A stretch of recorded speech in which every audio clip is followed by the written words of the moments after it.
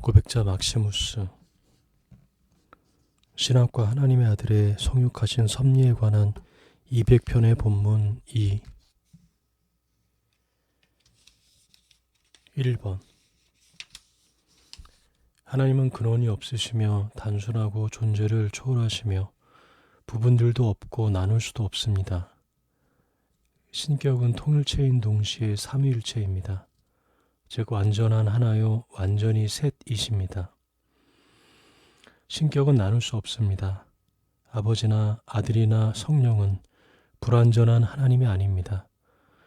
반대로 완전하고 온전한 신격은 완전히 완전한 아버지 안에 있습니다. 완전하고 온전한 신격은 완전히 완전한 아들 안에 있으며 완전하고 온전한 신격은 완전히 온전한 성령 안에 있습니다. 그러므로 아버지와 아들과 성령은 한 분 하나님입니다. 아버지와 아들과 성령의 본질과 힘과 에너지는 하나입니다. 그러므로 어느 위격도 나머지 위격이 없이 존재하거나 이해될 수 없습니다. 2번. 모든 지적작용에는 이해하는 지성과 지성적으로 이해되는 존재가 포함됩니다. 그러나 하나님은 이해하는 지성도 아니고 지성적으로 이해되는 존재도 아닙니다. 그분은 두 가지 모두를 초월하십니다. 그러므로 하나님은 하나의 지성으로 이해될 수도 없고 지성적으로 이해되는 존재로 이해될 수 없으며 지적작용과 가해성을 초월하십니다. 지적작용과 가해성은 본성적으로 하나님에게서 나오는 것들과 관련됩니다. 6번. 이 세상에서 획득 가능한 완전함에 도달한 사람은 사랑과 기쁨과 화평과 오래 참음의 열매를 하나님께 드리며 장래에는 썩지 않음과 영원함과 비슷한 은사들을 드릴 것입니다. 첫째 특성들은 덕의 실천에 있어서 완전한 사람에게서 발견할 수 있으며 두 번째 특성들은 참된 영적 지식을 통해서 피조물의 세상을 초월한 사람에게서 발견됩니다. 10번. 하나님의 로고스는 겨자씨와 같습니다. 그것은 땅에 심기 전에는 매우 작게 보이지만 제대로 기르면 아주 크게 자라므로 감각적인 피조물과 지적인 피조물의 가장 고귀한 원리들이 마치 새처럼 그 안에 깃들이게 됩니다. 만물의 원리나 내적 본질은 로고스 안에 포함되지만 로고스는 어떤 피조물에게도 포함되지 않습니다. 11번. 겨자씨는 주님입니다. 주님을 받아들이는 사람들의 마음 속에는 믿음에 의해서 그 씨가 뿌려집니다. 덕을 실천함으로써 부지런히 그 씨를 기르는 사람은 저속한 자만심의 산을 움직이며 또 자신의 획득한 능력을 통해서 완강한 죄의 습관을 몰아냅니다. 그래야 그는 계명 안에 마친 새들처럼 깃들어 있는 거룩한 능력들이나 특성들과 원리들의 활동을 소생시킵니다. 12번. 우리는 주님이라는 기초 위에 금과 은과 보석으로 거룩한 성전을 세워야 합니다. 다시 말해서 변주되지 않은 순수한 신학, 명쾌하고 찬란한 생활 방식, 그리고 보석보다 귀한 거룩한 생각과 개념적인 심상들을 가지고 거룩한 성전을 세워야 합니다. 우리는 풀이나 짚이나 나무, 즉 감각적인 것들에 대한 정욕적인 욕망이나 정념에 물든 생각이요 집처럼 속이 빈 이해력이나 의미 없는 생활 방식을 사용하지 말아야 합니다. 18번. 기도하는 사람은 하나님께로 올라가는 가파른 오르막길에서 결코 멈추어 서서는 안 됩니다. 그는 힘을 얻고 더 얻어서 나아가 덕을 실천해야 하며 영적 진리를 관상함에 있어서 영광에서 영광으로 올라가야 하며 또 성경의 문자에서부터 정신으로 나아가야 합니다. 기도의 영역에서도 비슷한 방법으로 전진해야 합니다.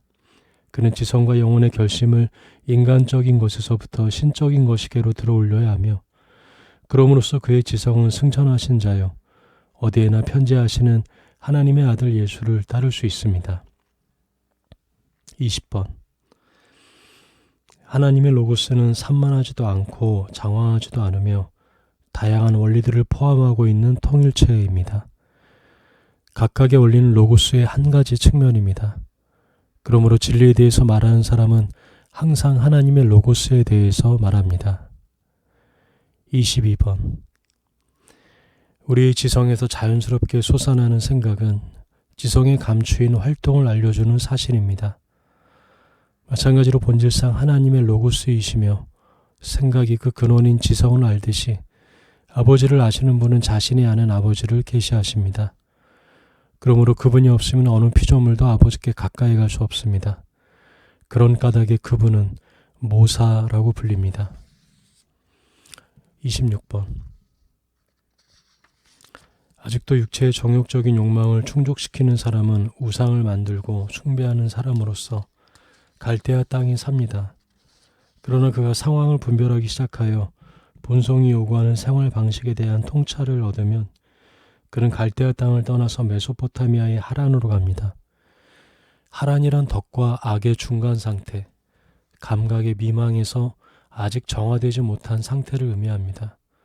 그러나 만일 그가 감각을 통해서 획득한 선에 대한 이해를 초월한다면 그는 서둘러서 복된 땅, 즉 거짓말을 하지 않으시는 하나님께서 자기를 사랑하는 사람들에게 나타내시며 그들의 덕에 대한 상으로 그것을 주겠다고 약속하시는 바 죄로부터 자유한 상태를 향해 나아갑니다. 30번. 내가 계명을 실천함으로써 하나님께 순종하지 않고 영적 지식 안에서 완전하게 되지도 않은 채 불완전하며 완고하게 행동하는 한 그리스도 역시 나 때문에 불완전하고 완고하게 보일 것입니다. 나는 그리스도의 몸이요 지체의 각 부분이므로 나는 그리스도와 함께 영적으로 성장하지 않음으로써 그리스도를 감소시키고 불구로 만듭니다. 33번. 지혜를 얻기 위해 열심히 노력하며 눈에 보이지 않는 세력들을 경계하는 사람은 본성적인 분별력, 이것의 빛은 매우 제한적입니다. 성령의 조명하시는 은혜를 소유하게 해달라고 기도해야 합니다. 본성적인 분별력은 육체를 덕 안에서 훈련하며 성령의 조명하신 은혜는 지성을 조명하여 지혜와의 교제를 우선적으로 선택하게 합니다. 그리고 그것은 지혜를 통해서 악의 요새를 파괴하며 하나님을 아는 것을 대적하여 높아진 것을 다 파합니다. 35번. 우리는 밖에서 주님을 찾지 말고 행동으로 나타난 믿음을 통해서 자신의 내면에서 찾아야 합니다. 주님은 가까이에 계십니다. 말씀이 내게 가까워 내 입에 있으며 내 마음에 있다 하였으니 믿음의 말씀이라. 그리스도는 우리가 찾는 말씀이십니다. 36번. 우리는 하나님의 무한히 높으심을 생각하면서 그처럼 높은 곳에서 우리를 불쌍히 여겨 우리에게 팔을 뻗지 않으실 것이라고 절망해서는 안 됩니다. 그리고 죄로 말미암은 우리의 타락의 무한한 기품을 생각하면서 우리 안에서 죽은 덕이 다시 일어날 것이라고 믿기를 거부해서는 안 됩니다. 하나님은 이 두 가지 일을 모두 행하실 수 있습니다. 하나님은 우리에게 내려오셔서 영적 지식으로 우리의 지성을 조명해 주실 수 있으며 또 우리 안에서 덕을 일으키시며 의의 행위를 통해서 존귀하게 하실 수 있습니다. 38번. 만일 당신이 청취자들의 능력에 맞는 비교적 물질주의적인 표현과 예를 사용하여 도덕적 생활의 관점에서 로고스의 가르침을 해석한다면 당신은 로고스를 육신으로 만듭니다. 반대로 만일 고등한 형태의 관생에 의해서 신비신학을 설명한다면 당신은 로고스를 영으로 만들 것입니다. 일용할 양식을 구하는 사람은 자동적으로 그것을 충분히 받는 것이 아닙니다. 그는 자신의 능력에 따라서 일용할 양식을 받습니다. 생명의 떡은 사랑 안에서 요청하는 모든 사람에게 자신을 주시지만 모든 사람에게 동일한 방법으로 주시는 것은 아닙니다. 그분은 위대한 의의 행동을 행한 사람들에게는 보다 충만하게 자신을 주시며 아직 그만큼 많이 성취하지 못한 사람에게는 조금 주십니다. 각 사람이 지닌 그분을 받아들일 수 있는 영적 능력에 따라서 그분은 자신을 각 사람에게 주십니다. 57번. 때로 주님은 우리에게 부재하십니다. 어떤 때는 우리 안에 임재하십니다. 우리가 마치 거울을 들여다보듯이 불분명하게 주님을 관상할 때에 주님은 부재하십니다. 그러나 우리가 직접 대면하여 주님을 관상할 때에 주님은 우리 안에 임재하십니다. 63번. 어떤 사람은 물과 영으로 거듭나며 어떤 사람은 성령과 불로 세례를 받습니다. 이 네 가지 물, 성령, 불, 성령은 동일한 하나님의 성령을 의미한다고 봅니다.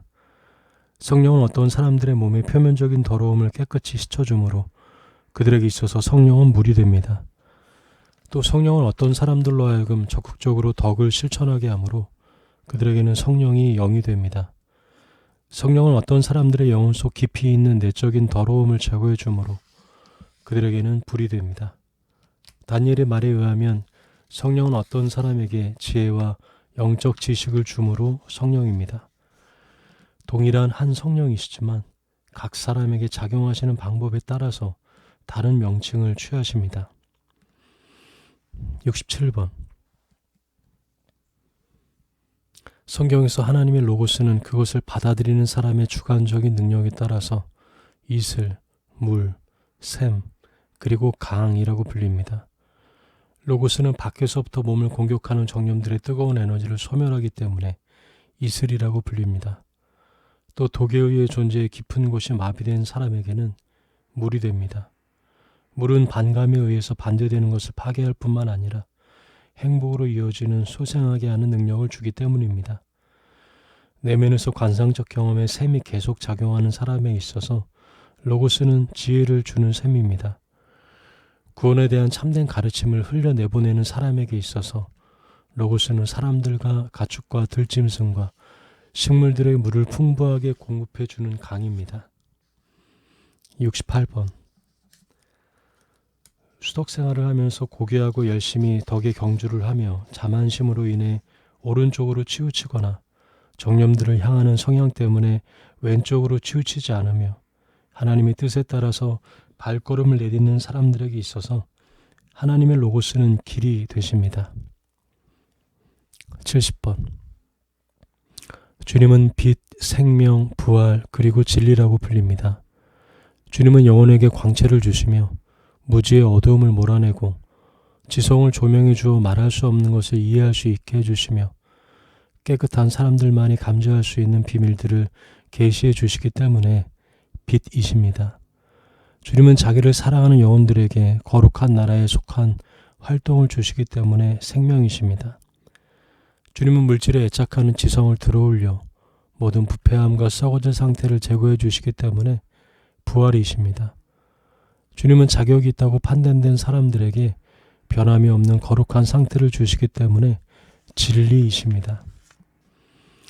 72번. 입으로만 하나님을 예배하는 사람이 하나님을 영화롭게 하는 것이 아니라 덕을 추구하면서 하나님을 위해서 고난과 어려움을 당하는 사람이 하나님을 영화롭게 합니다. 하나님께서는 그러한 사람의 덕에 대한 상급으로서 무정념의 은혜에 참여하게 해주시며 하나님 안에 있는 영광으로 영화롭게 해주십니다.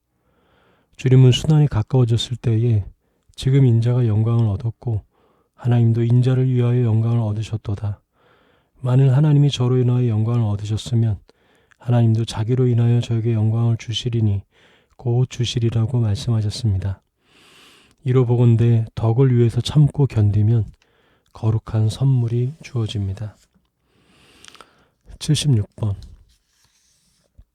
사도 바울은 자신이 로고스에 대해서 부분적으로 알았다고 말합니다. 복음서 기자 요한은 자신이 그분의 영광을 보았다고 말합니다. 우리가 그 영광을 보니 아버지의 독생자의 영광이요 은혜와 진리가 충만하더라. 본질과 위격 안에 계신 로고스에 대한 지식에는 모든 천사와 사람들이 전혀 접근할 수 없지만 로고스는 그의 에너지들을 근거로 제한적으로 알려주므로 바울은 거룩한 로고스에 대해서 부분적으로만 안다고 말한 듯합니다.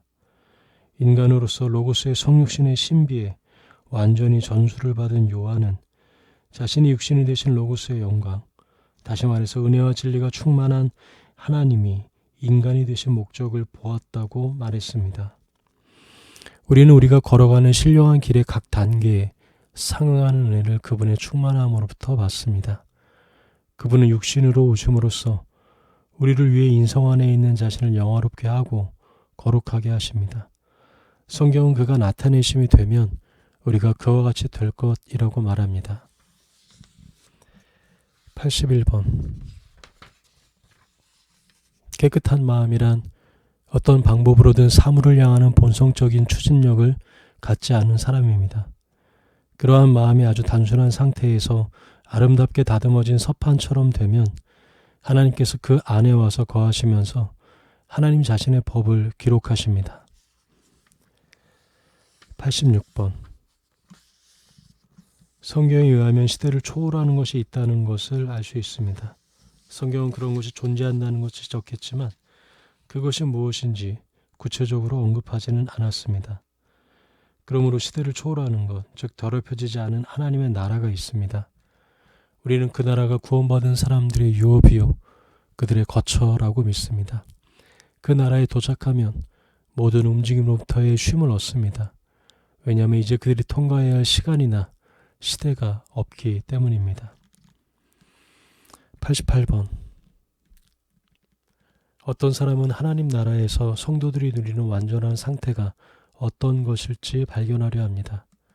그 안에는 진보나 변화가 포함됩니까?